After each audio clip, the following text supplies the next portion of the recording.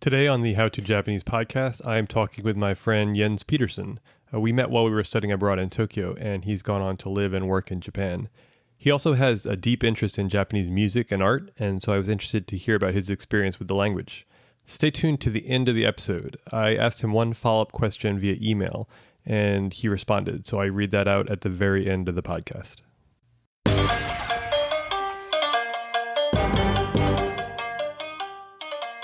Jens Petersen started studying Japanese because of a controversial Japanese musician. Now he has a 13-year-long career in Tokyo real estate. So thanks so much for joining the podcast today, Jens. Oh, thank you, Daniel. It's a pleasure to be here. So I start with everyone with the simple question, how did you learn Japanese? But I feel like I also have to ask you, who was the controversial musician as well? Well, he wasn't really controversial back then, but maybe you remember there was a couple of scandals before the Olympic opening ceremony this summer. And one of the persons who had a bit of trouble was the music composer, Keigo Oyamada. Mm-hmm. Because of some remarks he had made in an interview back in the 90s. So he had to step down from his role. And I think the remarks were about like pretty much admitting to bullying a person with a disabled person. And it was pretty gross details if you looked into it. So that guy, he's more famous as Cornelius. But it was really his music that got my attention to Japan back in the late 90s. Great. And then did you start at the high school level or university level?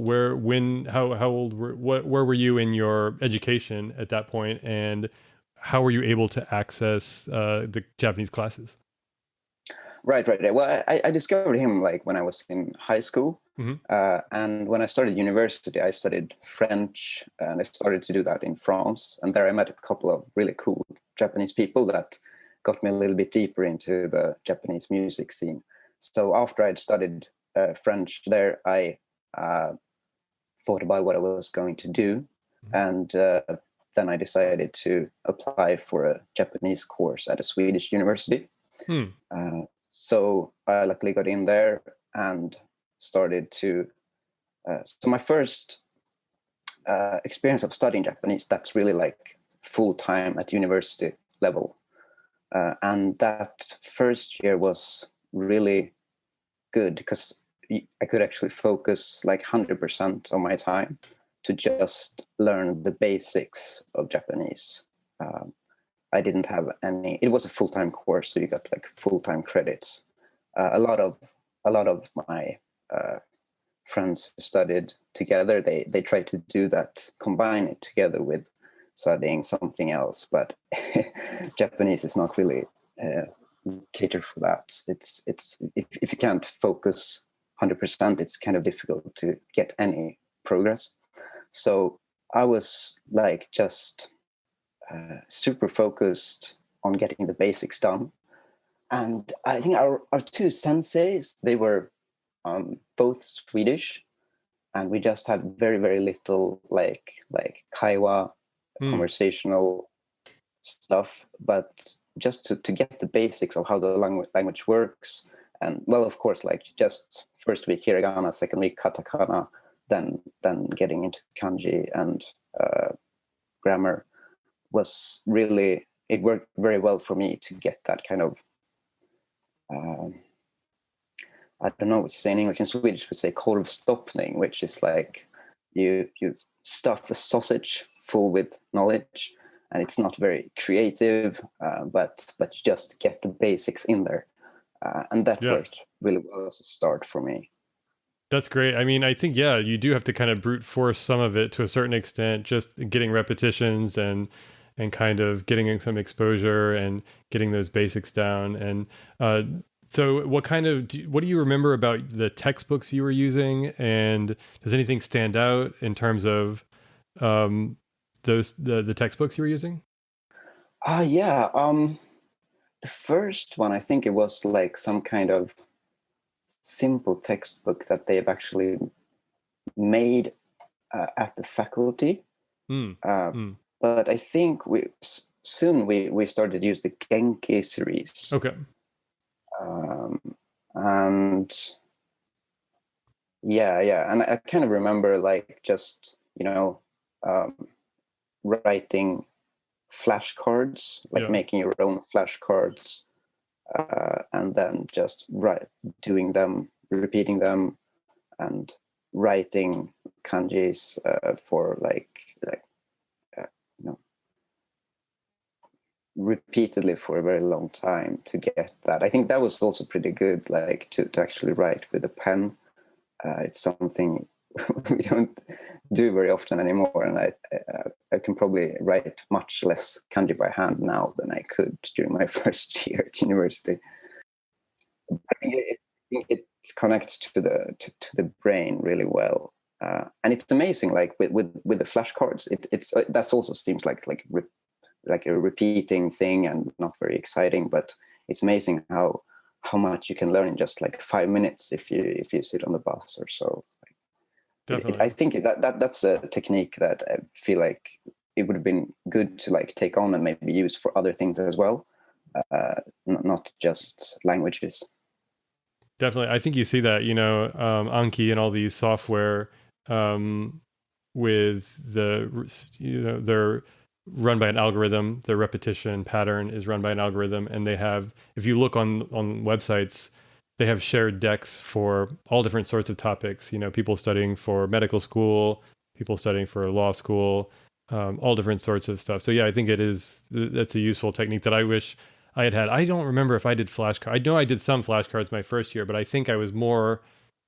I think I wasn't able to really do it consistently. That was one of my struggles. But when I did finally get access to the software, it was very helpful. But yeah, this kind of leads me to a question: when and how did you learn English? And then because the Genki textbooks, I assume, were just the English versions has that been translated into Swedish? No, those were the English versions. Yeah. And the initial textbook produced by the faculty, I assume, would be Japanese and Swedish. Yeah, that's true. Those were in Swedish. Oh, great. But yeah, that was. I don't think they were very widely used, the Swedish ones. But yeah, English. It's, I suppose, interesting. Like in Sweden, when I grew up, we started to study English at school from, I think I was 9 years old. Mm-hmm. Like now, people start when they're 6 or 7.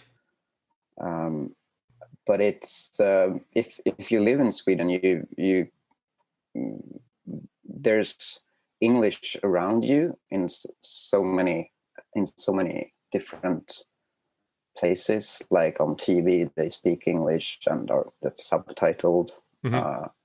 Of course, now on internet, but also like in the public. Just when you walk around, a lot of signs, a lot of advertisement is in English, mostly that Swedish general people can understand, but still.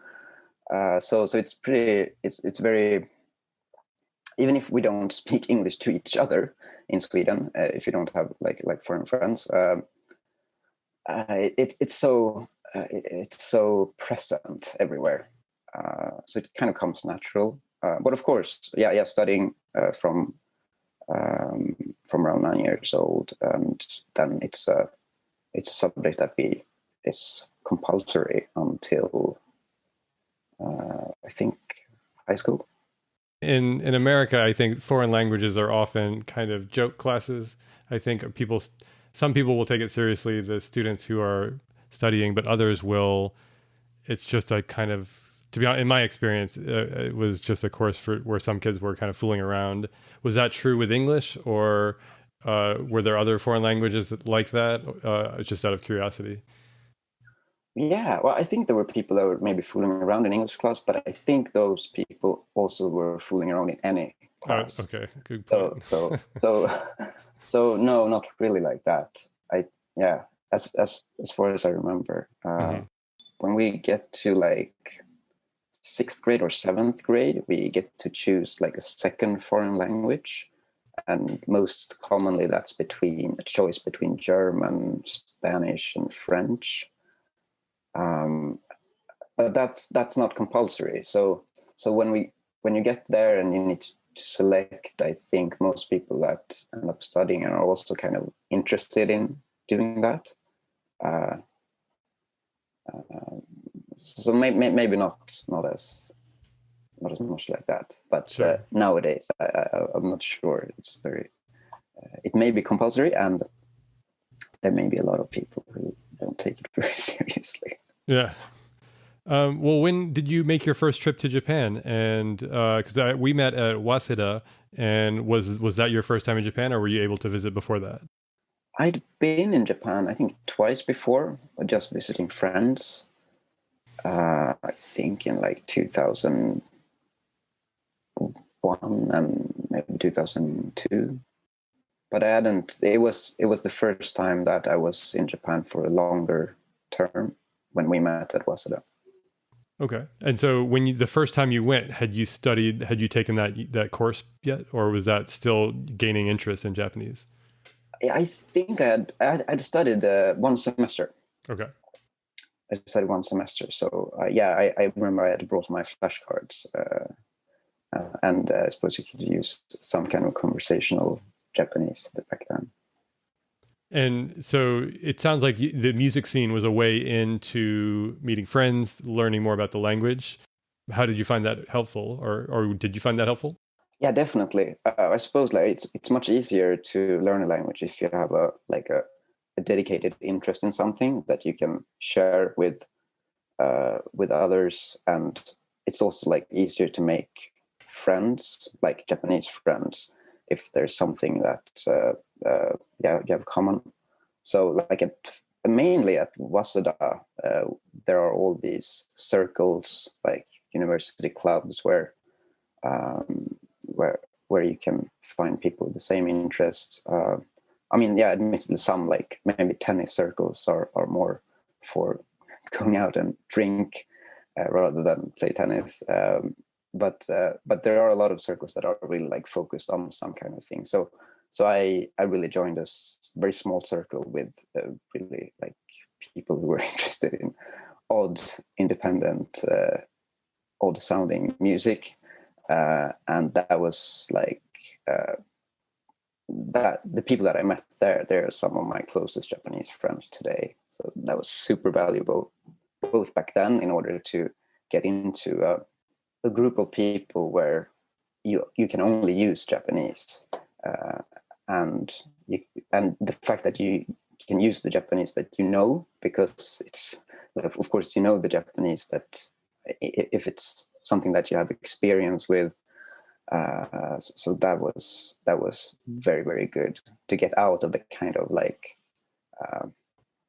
studying in Japan at a university as an exchange student is fantastic, and even if you only study Japanese during that year, that's great. But I think the most important thing is that to also get out of that university area, because all the people you study with, their first language will not be Japanese, and if you live in a dormitory with other exchange students, it's very easy that the common language you use every day will be English.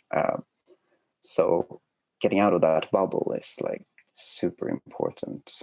Yeah. Because when you can study Japanese how much you want wherever you are, but you cannot get the daily experience of using it everywhere.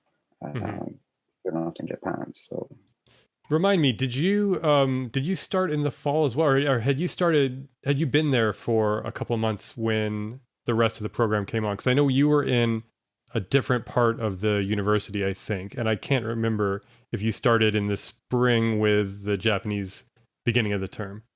I think we arrived in September. Okay, so And we started. I know it was a different program from you. Like Yeah. I think it was called Becca or something. Mm-hmm. And it was only like kind of like an intensive Japanese course. It was only the language studies. But yeah, we arrived in September, so maybe around the same time. One of the downsides of arriving at that time is that the Japanese students have all been there for about a semester, and because they started back in March. And I remember I was actually just thinking about this the other day. I was looking for some way to be a little bit more engaged with Japanese people using Japanese. And they were really limiting options in terms of they weren't letting us attend Japanese classes. They were kind of confining us to the bubble of the Kokusaibu, the international division at the time. And I remember they did have like a book of those circles, and I looked through it at one point, but I remember being a little bit directionless in terms of like what to pick. And so I just remember seeing, oh, there's a New Orleans circle, there's a New Orleans club, New Orleans Jazz Club. I'm from New Orleans. Let me go see what they're all about. And so I got in touch with them. I showed up one day, and they were all like incredible jazz musicians, and they just started playing in this little room where they kept their instruments. And immediately I can't play any instruments, and so I immediately knew like these guys are great, but I have nothing to do here because like I can't play an instrument. But if I had played an instrument, that would have been an amazing experience. But I wish I had pressed a little further and looked for like literature clubs or something. You do have to be a little bit proactive, I think, which I think can be hard to do sometimes when you're in such a new environment and everything is just so different.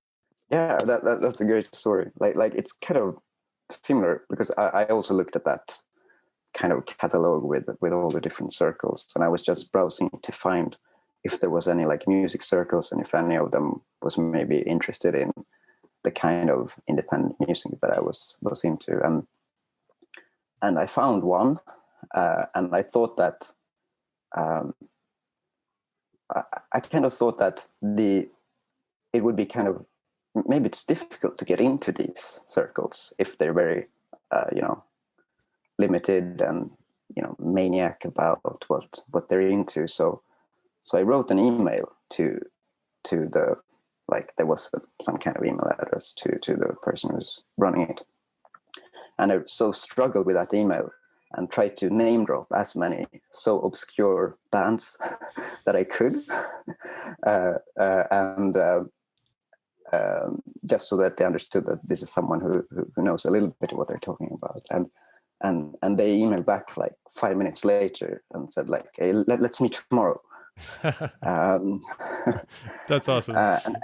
And I could have ended up like you if they were like nerds into like actually making music.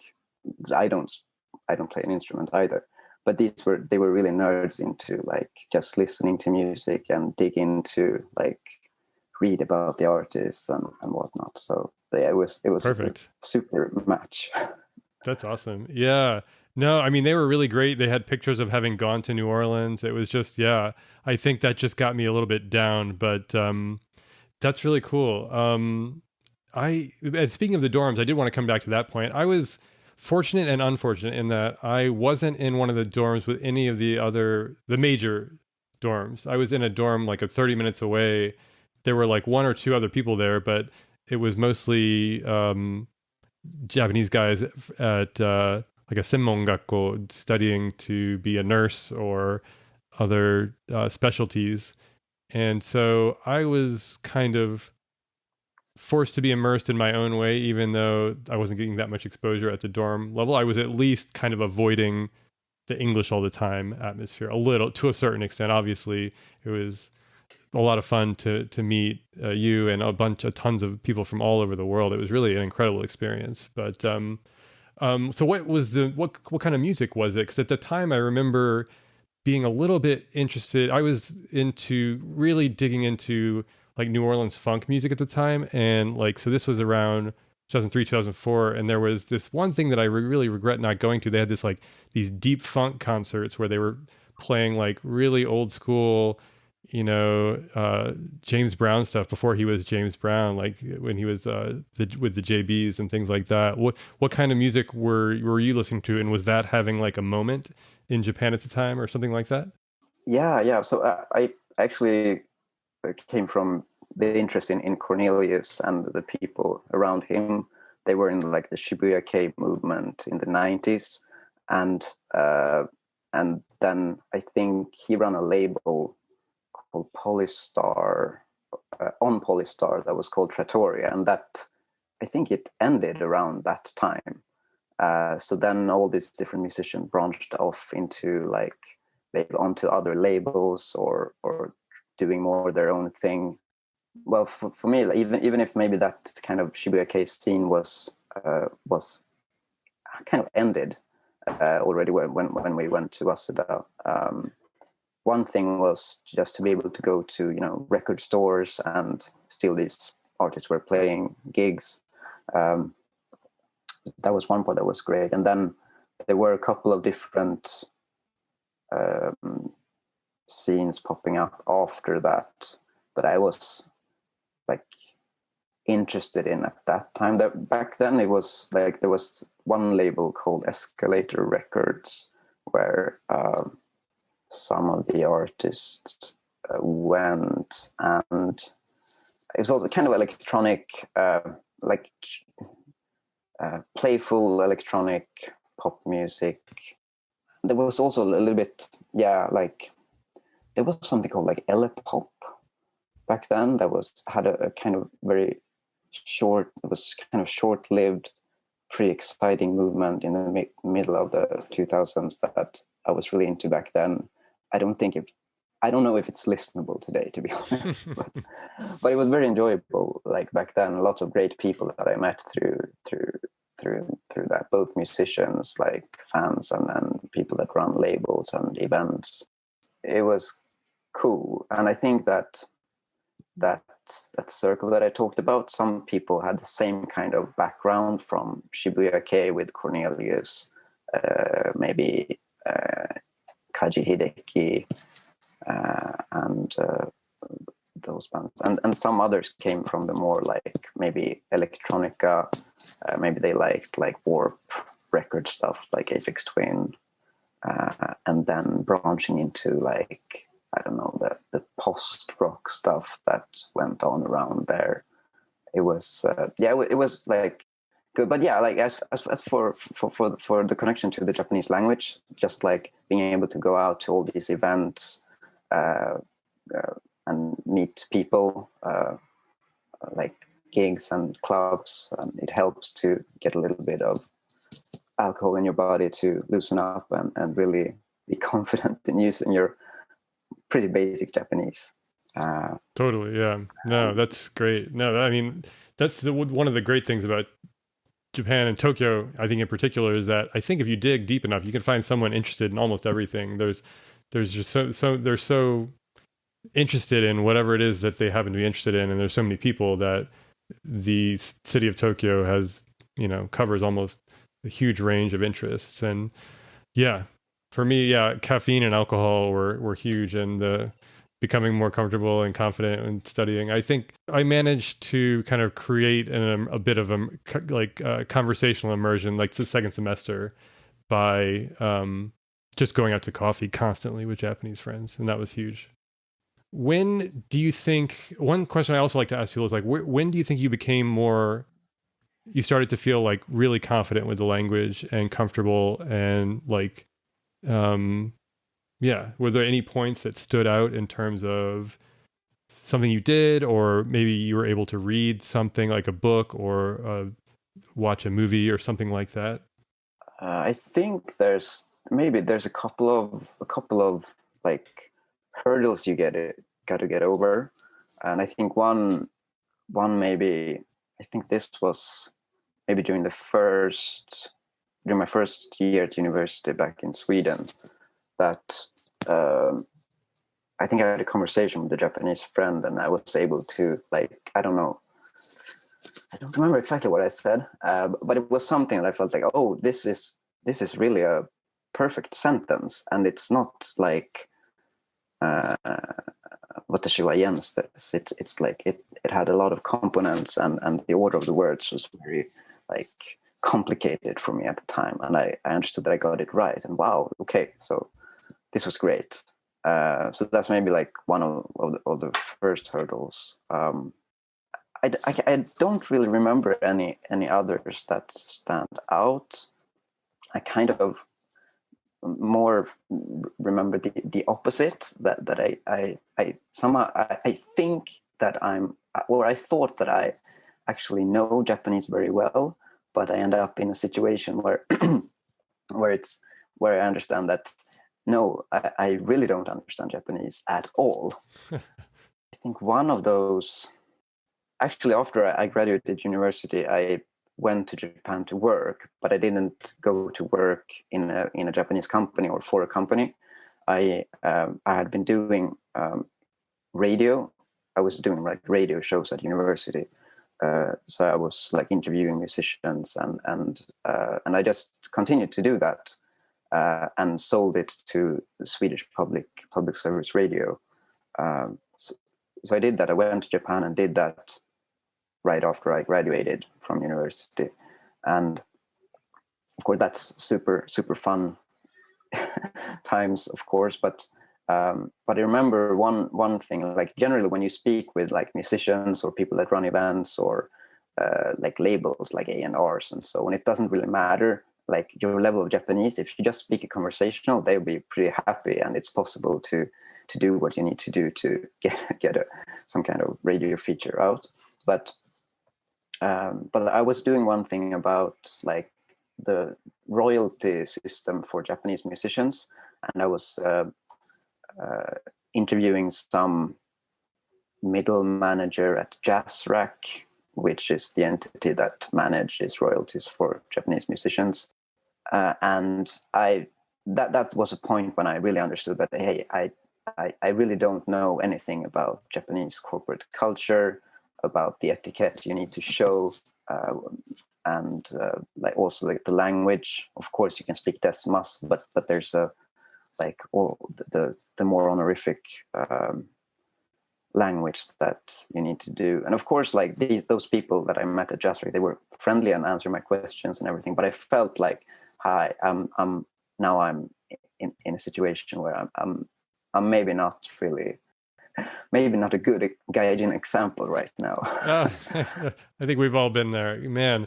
Those are always great experiences, though. I think, like it's funny. It's so easy to remember all the mistakes and all the times when it was difficult and challenging. It's sometimes you forget when it comes easily.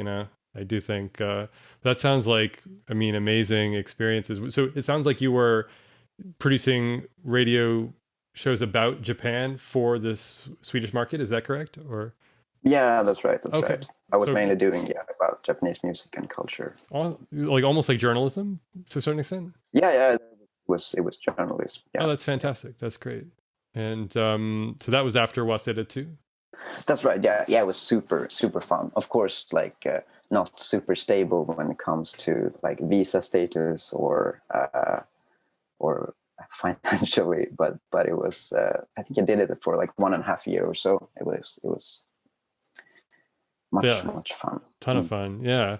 Man, it makes me wonder all sorts of questions. But how did you transition from that to work in a more stable environment, I assume? And what was that job hunt process like? Is there any advice you would give people job hunting? Sure. I think that Jazz Track episode is actually one kind of turning point, except for the wanting some stability, because I felt like I needed to kind of learn the corporate codes as well, and so I just tried to find a job in a Japanese company. I did it through mainly job fairs.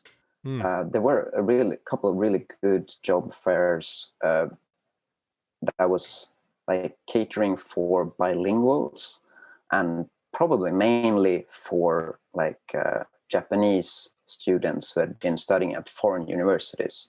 Like companies wanted to get them into their on their staff roster. So these were like during the summer. I think maybe starting in really late May until late July.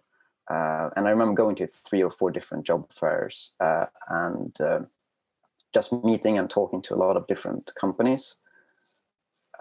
So maybe, yeah, I'm not sure if they do these anymore, but I suppose so in a non-COVID world.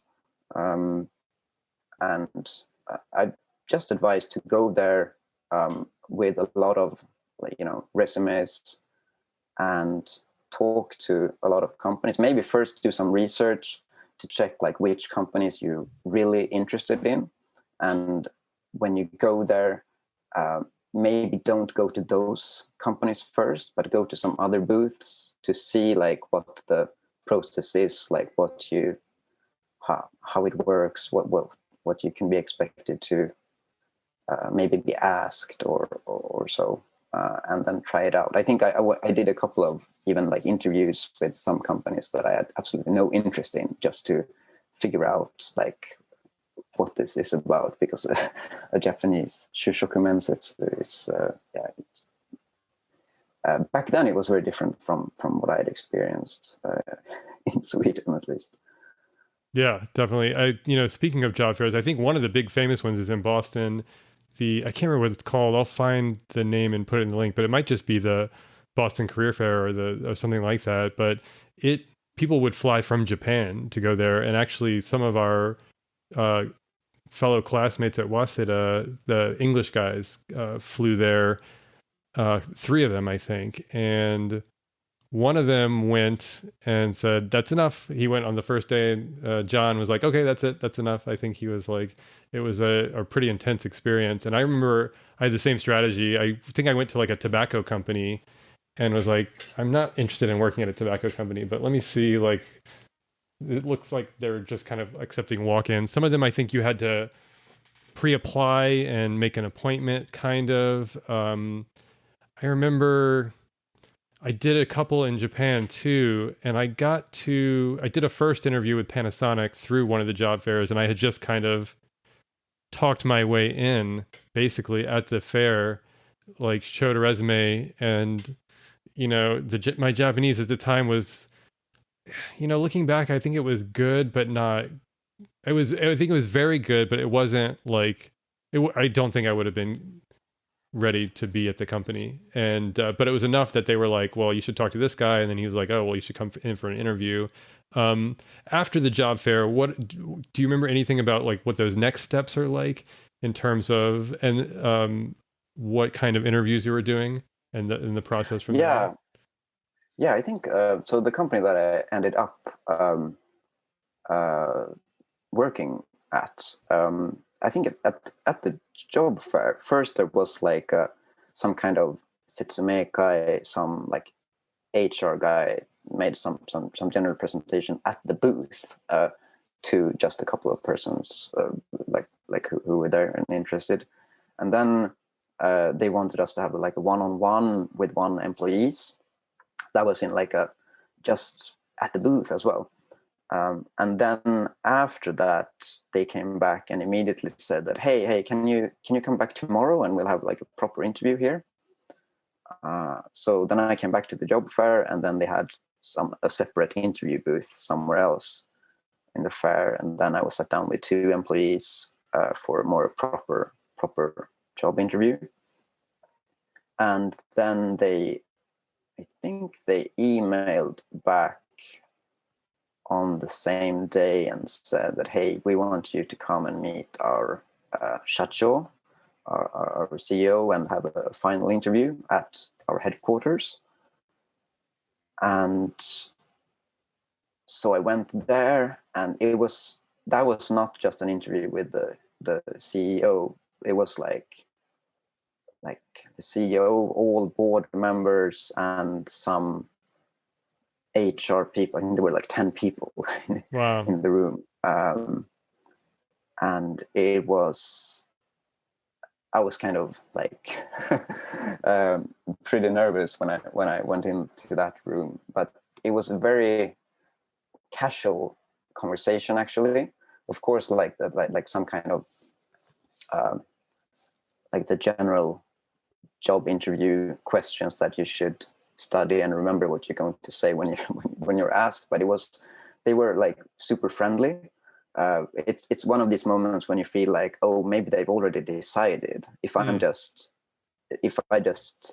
able to answer their question and smile and try to be a little bit positive, like they've already decided to hire me. It was that kind of thing. Yeah, I mean, that's when the only other experience I have is when I worked for a small translation company after the JET program.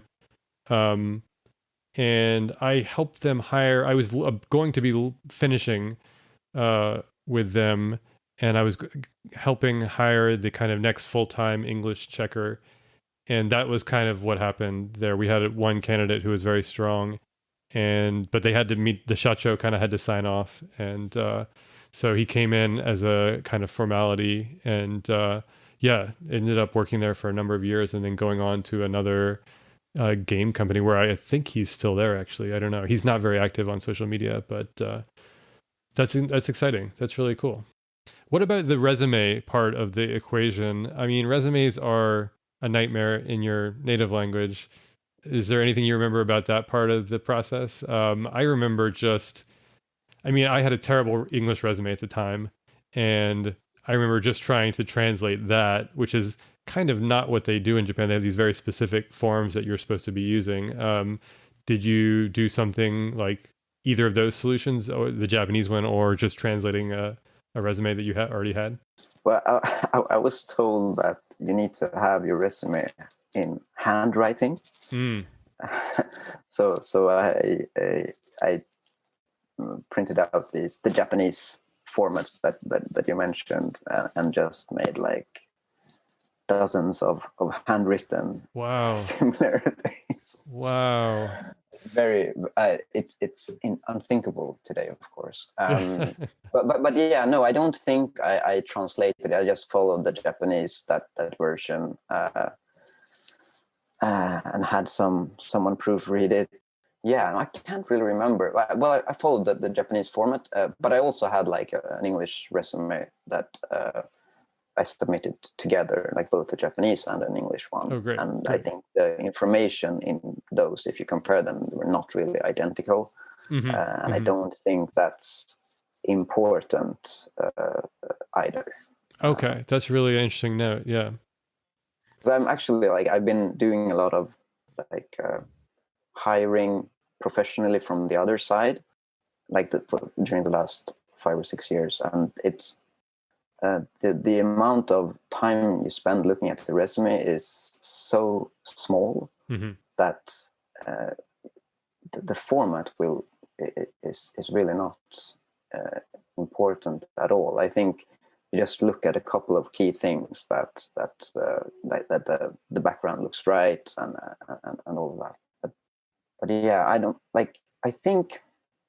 know about resumes. Like with the Japanese format, you can't really be creative. Yeah. So if you have something that stands out, like put it like on top in the English version. Like if you have some kind of special knowledge that is super important for this kind of role, I don't know, like you can create a title that explains what kind of person you are. If you're Sure. If you, I don't know, like if you look for a job in a fashion company, and then you can just create some kind of title for yourself and put it up on the English one. That's the only thing that will kind of stand out.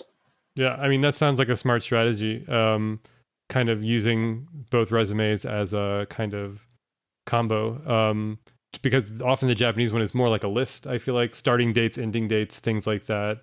I mean, I think you still need to have your photo attached and things like that. Although maybe that's on the way out. I don't know. But yeah, that sounds like a really smart strategy. Yeah. And man, handwriting, that's impressive. That's good kanji practice. I can't believe I did that. Yeah. I don't think I did. Thinking back, I'm trying to remember what I did. I know I had a terrible, terrible English resume that I was probably taking around with me, but I really feel like I think having a straightforward cover letter is also really, our first email. I think when I submitted my resume to the company I got hired at, the translation one, I knew it was being submitted in English, and it was just like very straightforward. Please find my resume and cover letter attached. Thank you for your consideration. Just so that the email itself was pretty simple. And then, yeah, knowing if you know anything about who's hiring, you can kind of tailor it to that as well. If you know it's going to be somebody reading an English resume or something like that. So, but man, yeah, I imagine there must be other strategies now in terms of being able to fill them digitally and things like that. Yeah, I mean now I think now everything is just written on computer, but I don't think I've seen a handwritten resume for a very long time. Yeah, which I think is good. But yeah, please, keep it like very, very short. If you write like the kind of cover letter, like very, very short and to the point. I'm curious to know about, is there any insight you have on real estate? I know that one thing that's been huge in the news is all these very cheap Japanese houses that you can get as long as you're paying taxes in whatever inaka location it is. I think a lot of those are probably too good to be true, or there's some kind of something that would make it difficult to actually get out there and own, and a lot of them are not in great condition. But if somebody was interested in buying in Japan, what advice would you give them? So actually, like my profession is more in like real estate services related. Okay. So I'm not super knowledgeable about the that kind of transactions. In terms of like property management. Also know about the very but it's a fact. I mean, land is super expensive in Tokyo, and maybe in central Osaka. But if you get out in the countryside, it can be close to free. But that's a fact. And I mean, if you have a job where you don't need to commute to central Tokyo or so, like why not take advantage of that? Yeah, that would be lovely. I wouldn't mind that. So real estate services, is that like property management and things like that, or? Yeah, it's been like the first role was more into like property management, and now I'm working more in facilities management. Occupancy planning is the exact sphere that I'm in right now. It's actually a lot of fun. That's great.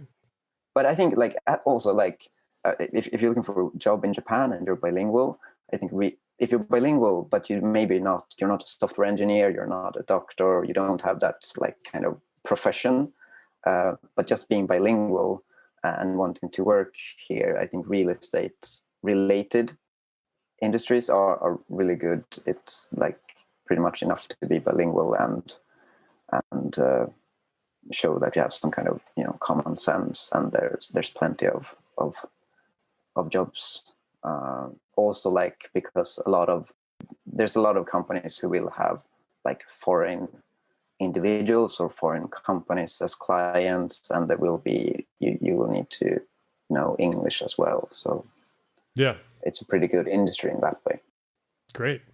And I don't want to go too long without asking you about your interest in art. And I mean, it's hard to miss from some of your social media shares. And also, when you visited Chicago, we did a little bit of walking around and seeing some cool buildings. But what got your interest there? And what are you noticing anything interesting in the art scene there? I suppose art is maybe something that has replaced music as a larger interest for me the last couple of years. I'm interested in just finding out and discovering like young Japanese artists. But yeah, going to gallery shows, seeing their works, talk to them, see like how they see the world, what they want to tell with their art. It's just a very relaxing thing to do after your work. a Definitely. couple of days. Do you prefer like smaller galleries to some of the larger museums in Tokyo? I do, yeah.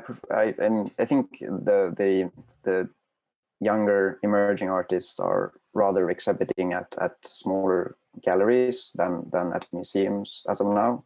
But that's also an interesting thing. Like if you find a couple of interesting artists to see like where they're heading, hopefully they will have institutional shows at museums in the future. There's of course lots of great museums. I don't know about museums. Maybe like there's maybe two interesting ones could recommend that. Maybe I don't know. Maybe they're not really listed in the major like Lonely Planets Sure. and stuff like that. But there's one called Hara Bijutsukan, Hara Museum, which is close to Shinagawa Station, so it's very accessible in central Tokyo. Nice. It's in like an old villa, kind of, not a mansion, but like with a nice garden and stuff. It's a private owned museum, which is very nice. And then there's one in Chiba. I think it's called like Kawamura Museum, Kawamura Memorial, or something like that. It's I think it's called in a place called Sakura in Chibaken, and it has one of the few Rothko rooms. Oh, great. In the world. It's larger. It's a larger museum, and it has a really great collection. Not just Japanese, but Yeah, I mean, it's my familiarity with art in Japan is really interesting. I've seen a number of like different prefectural level museums that are always like pretty interesting, but generally have, a kind of best of Western art, and then a kind of limited selection of modern Japanese art. One that stood out for me was in Aomori. They have this giant room that had these amazing Chagall posters that were being displayed when I went there, but they also had this really super modern stuff too. That was probably the one that stood out the most. Some of the other ones were really nice, but I thought it was also great that giving access on the prefectural level to some of the world's great art to people in Japan, which was awesome. But and then the Mori Bijutsukan in Roppongi always has something interesting going on. I think I can't remember if I saw a Kusama exhibit there or not, but you always at least get the view of the city along with that museum, I thought, which makes it a pretty good value too. yeah, it's really nice. It's really nice. I really agree. I think if someone's listening and interested in finding out a little bit about young Japanese artists, I think there's a as for galleries, they're really scattered all over the place. But if for the galleries that are like blue chip, like a little bit high end, if they're kind of concentrated in two different areas in the city. One is like really close to Roppongi Hills, the Moribijutsukan, in two buildings very close to there, and also on these islands of reclaimed land out in the Tokyo Bay in Tenozu Isle. Okay, yeah. There's Terada Soko. It's like an art storage service and a lot of different art services. They have two large buildings with a lot of galleries in there. Those are like interesting places to go to get a lot of galleries in one place, but kind of like maybe a little bit established. Another area that is really good to go to for a little bit smaller galleries and maybe more affordable if you want to get something is like Bakurocho. It's really really recommended to go there and walk around on a Saturday. Nice. Those sound great. Yeah, Tenozu Isle, I've been out there once, I think to renew my driver's license when I was living in Japan, but it was hard to get out there. I think it's a little bit isolated, but that sounds cool. I mean, yeah, these are all going on my list. Like next time I'm able to make it over there, like, yeah, because I think I only really got interested in art moving to Chicago. We have a lot of really great access here, and they've got an interesting. They have a really good Japanese collection here at the Art Institute, not just of old prints, but of some younger Japanese artists doing that was similar to the one that you recommended, this Yukimasa Ida exhibit that was at this in this gallery that I hadn't heard of, that I went out and checked out. It was really interesting, closer to him, but from the 60s, with very like thick art, thick paint on the canvas, and really interesting group of artists from the 60s. Well, great. Yeah. Thanks so much. This was really interesting. I think a lot of really good information. It's funny. I've interviewed, I think you're the last one for this season. So you're the 20th person. And this is the first time that job fairs have come up, I think. So, although I think that's because I've interviewed a lot of freelance translators and academics, and I guess they're not always going out to these job fairs. That's great. That's great. I hope there was some new information. It was super fun to be here and talk about it. It's lots of like memories that just popping up, and yeah, thanks a lot. No, yeah. And so I can't let you go without asking the questions I ask everyone. The first is, do you have a favorite kind of onigiri? Oh, good question. I should have prepared answers for this because I've listened to your interviews before. The great thing I think about onigiris is that you can really put anything into them. So I'd love to have like some kind of unique answer to this, like some homemade stuff. You could put anything in it, but I think in a kombu, kombu is probably my favorite. Yeah, that's one I'm going to really pretty regularly. And what's your go-to Japanese karaoke song? Oh, that's got to be something with Tommy February 6. Okay, that's the name of the song or the band? It's a band or artist, kind of. Should I try to explain? There was a rock band called Brilliant Green, and suddenly they made up this persona of like an 80s like American pop idol, something like, I don't know, like maybe, I don't know, Belinda Carlisle is maybe not American, but like that kind of 80s pop diva. They mapped that persona and made that kind of sound, and had some really good songs that I liked. I sang her songs a lot in karaoke. Great. In the middle of the 20s. Nice. All right, yeah, I'll post some links. I'll do a Google. My music knowledge of Japan is pretty limited, but I have some areas where I know a little bit more, but that's not one of them. So that sounds really interesting, though. And then, what's something you remember from your first week in Japan? So I guess that first trip where you'd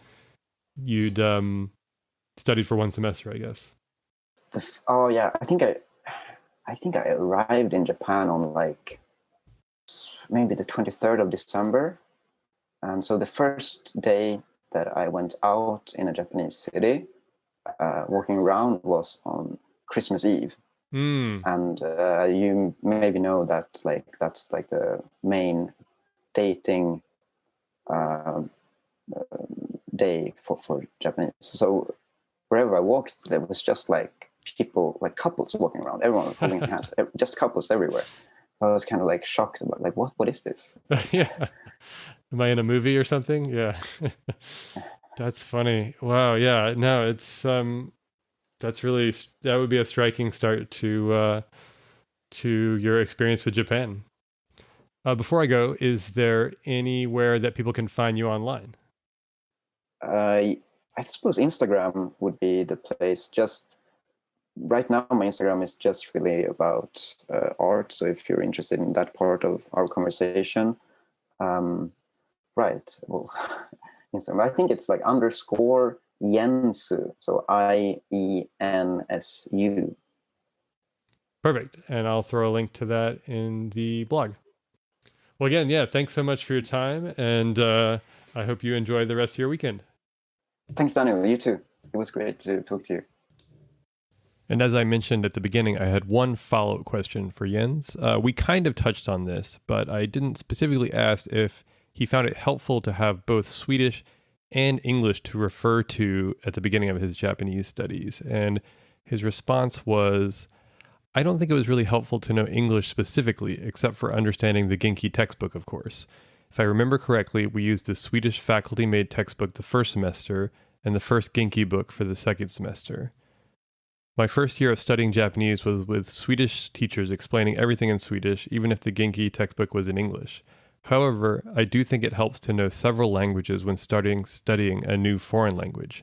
You're more open for new language technicalities and can accept linguistic stuff that just doesn't make any sense at first sight. As I mentioned, English is very present in Swedish society, so it's not that foreign to us.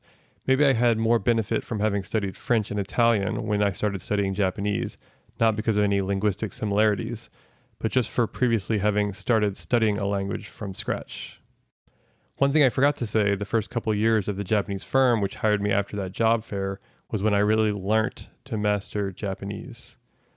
Looking back, I am kind of amazed at how little I knew real Japanese before that. Having all internal company communication in Japanese was better than university, better than Japanese friends, heck, even better than marrying a Japanese.